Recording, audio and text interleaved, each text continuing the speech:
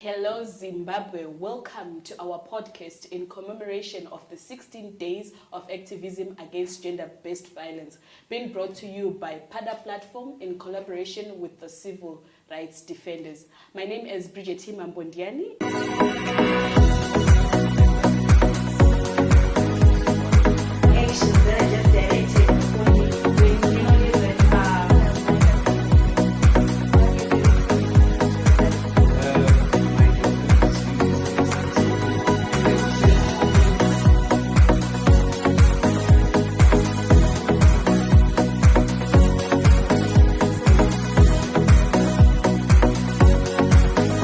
Hello Zimbabwe, welcome to our second podcast in commemoration of the 16 Days of Activism Against Gender-Based Violence in partnership with PADA, collaborating with Civil Rights Defenders. My name is Bridget Mbondiani and I'm your host. Today I'm being joined by Tanya. Tanya, can you please briefly introduce yourself?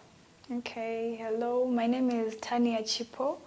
I am a social work student and I'm proud to be on this platform sharing my views on issues to do with gender-based violence, especially in young women in various sectors, in the homes, in the schools, and even in the societies where we come from. Thank you very much, Ms. Tanya.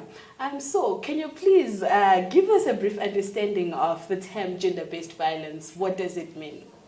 Okay, in my own understanding, gender-based violence refers to any acts of violence that can be directed at a person based on their gender, and it is usually rooted in gender inequalities. Interesting. Could you please explain further? Your last term was it is usually rooted in gender inequalities, so please give us further explanations on that.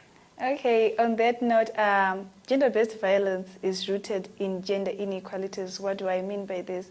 I mean that in the societies where we come from, especially in the African context, narrowing down even to Zimbabwe, we've got our cultural practices, some of them being retrogressive. We've got the patriarchal structures, which are very popular, and then they are prescribed gender roles. So in a way, these structures on their own, they promote gender inequalities where girl children are just supposed to be feminine in nature, and then they're supposed to be weak, they're supposed to be submissive in a way, one or the other. So at the end of the day, they are perpetuating this cycle of gender-based violence due to the structures. Okay, interesting. But I would want to ask, do you think that in the day and era that we are living now, do we still have those structures in existence? I mean, those gender roles that, prescribe that as a young woman, I am weak and what? Do you think those things still exist, or we have moved forward a bit? Okay, in as much as we are making efforts to move from that stance, these structures, they somehow still persist. For example, I can take, retrogressive, like religious beliefs, some apostolic sects, where the girl child is not even allowed to pursue with their education. We still have these early child marriages still persisting even in this day and age. So, in a way, in as much as trying to move away from this, there are still some areas where these structures, these practices are still being practiced. Yeah, I would support to see that in some way we are still having these problems of early marriages, especially religiously related. Okay, so moving on, for your understanding, you said that you are a young student and also a young woman in the community. How do you feel that, what forms of gender-based violence are most prevalent and those that you have witnessed to have been happening within the community and within the schools? Okay, I understand that gender-based violence takes a lot of forms. It can take the form of sexual harassment, verbal abuse, and even economic violence. For example, in the school setup, we're looking at a scenario where mostly girl children are being taken advantage of, be it their lecturers and stuff. And in some cases, we also see these girls, due to economic dependence, they may be engaged in relationships with armor blazers in courts. And at the end of the day, they're not given a platform to negotiate maybe for their sexual rights. They're just being infringed upon. Why? Because they're just viewed as weak here. They are viewed as the ones who are supposed to benefit at the end of the day. So we see gender-based violence even manifesting itself in terms of intimate partner violence. And then the girl child is not even allowed is not even free to seek for health-related services. Why? Because due to those stereotypes that I once mentioned, especially the societies where we come from, you're not even free to go to the clinics and stuff because you are judged at the end of the day. Okay, interesting. She brought out 3 very interesting issues. Number 1, thigh for a mark. Okay. Number 2, you brought out the issue of armor blazer. And then number 3, okay, I'll get back to the third one.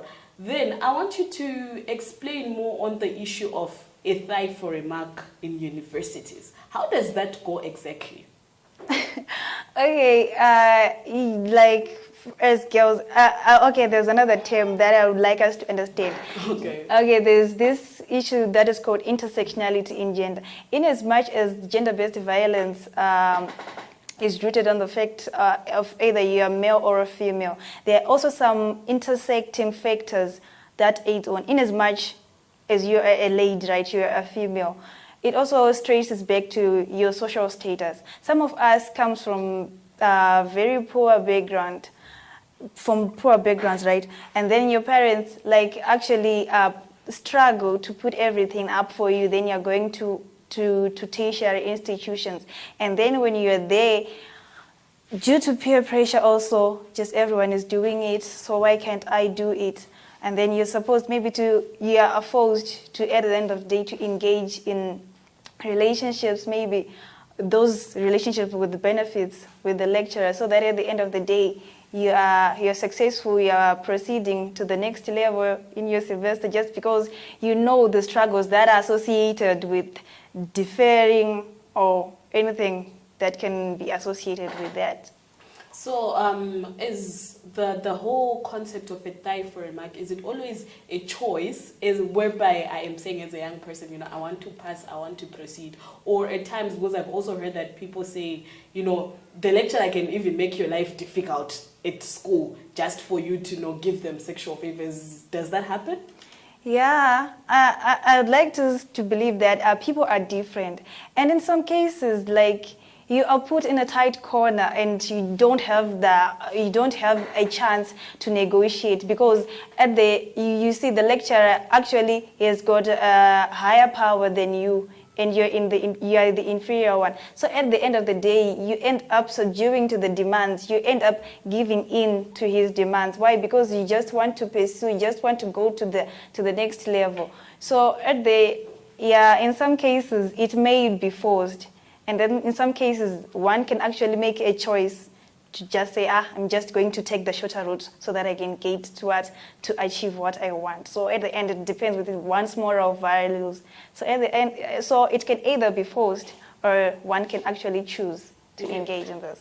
Do you think that the school has got strong structures and authorities to actually prevent and stop these issues of, you know, these relations between the lecturers and the student? Because at the end of the day, we understand that the young woman, on the other hand, is the one who's going to suffer most from all of this. Exactly. So do you think that the institutions have, you know, strong structures that can actually help the young woman not be victim of these relations?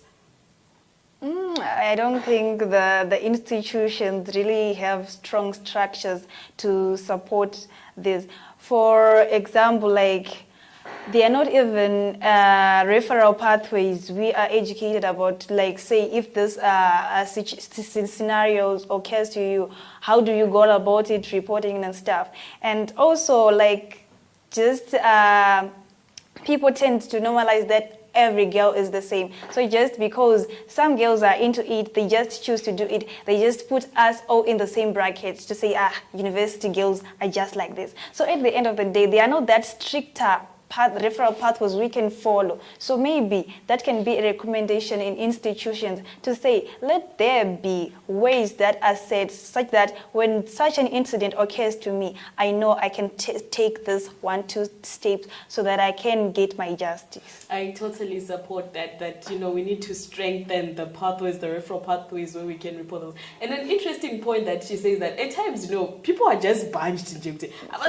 University, and some people are actually different, and it's high time we need to stop such stereotypings. Now, moving on to your second point, you spoke about the issue of amablesa. Aditi, please help us understand, how is it actually in universities, the amablesa scenario? Because it's spoken on many platforms. Do you feel that somehow it's a violation to the young women, or? Okay, the issue of amablesas, as I had talked about the issues of intersectionality in gender, we also have those girls from poor backgrounds. Some of them, they just decide for themselves, I've got to achieve my success and I've got to do whatever it takes for me to reach there. So at the end of the day, they may choose to engage in those relationships with the amablesas. Why? Because they need financial assistance. And in some cases, it really works out for them, though they will have to trade, right, for their bodies and stuff so that they can be financially They can be financially assisted. And I understand you said that at most then these young women are not given room to actually negotiate for safer sex or things like that. Their sexual reproductive health rights are being violated. And that's like huge manifestation of gender-based violence. So number 3, you spoke about the issue of what I would term either marital rape or date rape, whereby this is your partner, but again, they are violating you and it's amounting to gender-based violence. Could you explain further on that? Okay, on that note, women, we have a right to decide whether we want to be sexually active, whether we want to engage in sexually related affairs or acts, right? Be it we are married, or is it just a partner, is it maybe we're dating, we're in a courtship or what? We must still be accorded that chance. But then there are scenarios where there are sexual actions that are just directed upon you when you're not even concerning to it. So in that case, it becomes even marital rape. It becomes even rape within that courting, that dating relationship. So it's not always obvious that just because we are married, I just have to give into your sexual demands. That's not it. As a lady, I also have the right to stand for what to choose. No, today, I'm not in the mood to do this. Interesting point there, a violation on our sexual reproductive health rights, as she is explaining that even sometimes in marriages, one can be violated by not given the opportunity to actually decide when, how, and when they want to have sex. And also, I would want to come back to the issue of date rape. I understand it's becoming very, very prevalent in university sectors whereby, you have your own boyfriend, but aren't feel entitled to your body. Can you please comment on that? Okay, I would like to come back to the fact where I mentioned that as girls or as ladies, we are just being branched. Just because everyone else is doing it, they just expect you to be also giving in to those demands. So in the event that you just engage in a relationship with a guy, maybe you're invited for an outing, and then the next thing, boom, he wants to have sex with you. Maybe that's not how you viewed it. Like you wanted to take it slow by slow, but then it's just saying just everyone is doing it. Then it's just starts to make sexual advances on you, and then at the end of the day. There you have it. She is bringing out the fact that some of the reasons why gender-based violence is still prevalent in university schools is because we are being bunched. Everyone is assuming just because you are a university student, you are a girl child, at some point you should do it, you should want it. I want us to come back to the issue. Earlier on you mentioned the issue of economic-related gender-based violence. Could you please explain on that? Okay, economic-related gender-based violence. This pertains to issues or scenarios where, as ladies, we are not given a platform to fully venture into the economic industry. For example, even education. as I earlier on mentioned, that in as much as we are trying to move away from those retrogressive cultural practices and beliefs, patriarchal systems, there are still some areas, some places where these practices still exist, where girl education is not given same priority as boy education. So in those cases, one way or the other, you are disadvantaging the girl child so that at the end of the day, she will not that be economically stable. Why? Because you are just preventing her from the correct pathways that may lead you to realize financial stability at the end of the day. Okay, interesting there. Do you have any comments on the issue of religion and the early child marriages? I understand that this year has been a very, very difficult one with these cases of, very young children dying at shrines, others giving births. Any comments on that issue? Okay, on religious issues, yeah. I would like to say that stricter rules should actually be put, because as young ladies, we need to fully exercise our sexual reproductive health rights. We need to seek for those medications. And then we realize that there are some religious sects which actually prohibit women to seek those. Maybe family planning, they're not even allowed to seek for family planning health services. And also the issues of early child marriages. Once the girl even reaches, before completing even primary education, she's actually married off to an old man at the end of the day. So this is actually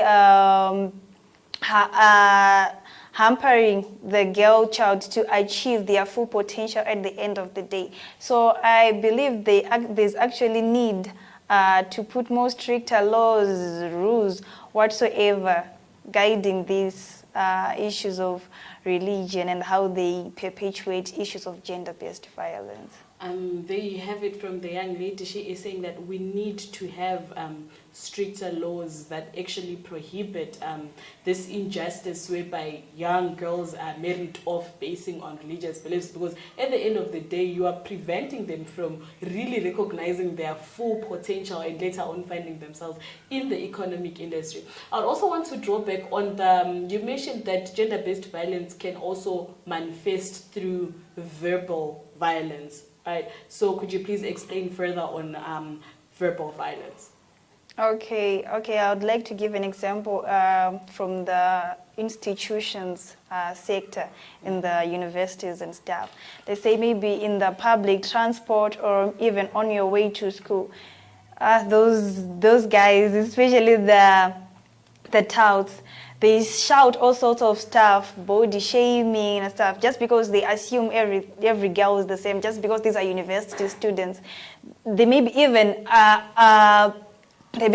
make advances to you to say, hey, even touching your body and stuff, and giving negative comments when maybe you don't respond to them or stuff. So in that case, they are emotionally damaging us inside. Why are they just doing this to us just because I am a student at a university? So does that mean that I can actually fall into their traps and stuff? That's not even good at all. It actually damages the person inside. Yeah, I totally agree, especially on the issue of touts. You just be walking, minding your own business. The moment they give you a comment and you don't respond, finish whatever target, which is something that is really an issue of concern. And as young women, we should come together to say, no, stop doing that to us. So what would you say are some of, the way forward, since we are in the 16 days of activism against gender-based violence? What can we possibly do as young women, or, advice to the communities, to the authorities, so that we ensure that we create a safe environment for young women and girls? Okay, to combat this issue of gender-based violence, it requires, a multifaceted approach. The legal structures, the social structures, they should all put mechanisms in place so that we can put an end to gender-based violences. Let there be campaigns on